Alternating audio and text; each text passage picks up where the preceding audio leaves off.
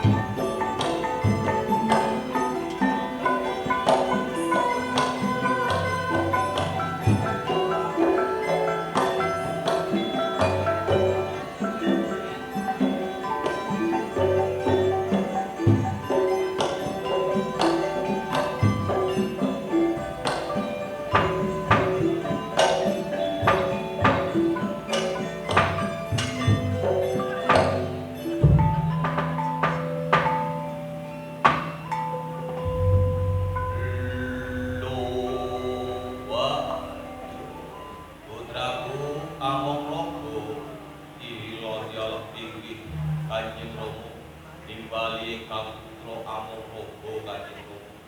Kula ngaturaken sungkem bekti mugi kunjuk lumawah wonten ngarsa dalem Kanjeng Rama Begawan Rama Dewa Kanjeng Rama. Iya nggih. Bola wali anggenira ngaturna sungkem bektiku menyang purba. Iya tangger tak trima kanthi bungaing pamikir. Tak trima kanthi legawane panggalih mangku. Pangestawaku enggal ditampanana Amung Rogo inggih sewu kapundi Kanjeng Rama. Kula dramyasta kula kekalih ugi dados jimat kula gesang wonten alam bebraya kriti Kanjeng Rama. Amung Rogo tak sawang-sawang pirang-pirang dina iki anggonku jubel ana percobaan Dempo pertapan mungkir pidikan kene kagih matura anapa Amung Rogo. Menawi kaputra matur napa Kanjeng Rama boten duka Kanjeng Rama. Oh lalako waton temen anggonira ngaturna sungkem bekti. Para tamtu pun bapa iki ora duka kagih matura Amung Rogo. Ngaten lho Kanjeng Rama. Napa kula benjang menika saged madhep pendhita kados panjenengan ngaten ta. Lho lalako gak iso. Waton temen anggonmu nenuwun menyang sing gawe urip. Sliramu bakal kinabulan dadi pendhita kaya pun bapa ngene. Umpama sliramu iki ora dadi pendhita kaya pun bapa ngene, dadi sekabat sing prawira ngono ae apik, Yen. Apa sih sekabat sing prawira? Sekabat kang bisa nglawan watek budi kang asa. Menawa sliramu wis bisa nglawan watek budi kang asor, guru sliramu dadi pendhita kaya pun bapa ngene. Amung Rogo ila ya inggih Kanjeng Rama nimbali kula pun Amung Rogo Kanjeng Rama. Ayo nggih tindak menyang gone kraton Ngamarta. Lah iki ana Kresna kok mateni Rejuna. Kresna kok gawe pati ning Sena. Aku ngerti Kresna iku dipek minta Sraya karo Prabu Duryudana dikongkon bubar anggoning para Pandhawa mbangun Candhi Saptawarga. Lantaran Candhi Saptawarga iku saben-saben ana tumurune wahyu, Candhi Saptawarga iku sing bakal tumurun ana gunung. Lah iki lho Kresna gawe patine Kuntadewa iki lho. Kresna dapurane opo? Ayo nggih. Yen tasih karya klilik ana nggone kraton Ngamarta kono inggih Kanjeng Rama. Ayo mangkat menyang kraton Ngamarta Amung Rogo.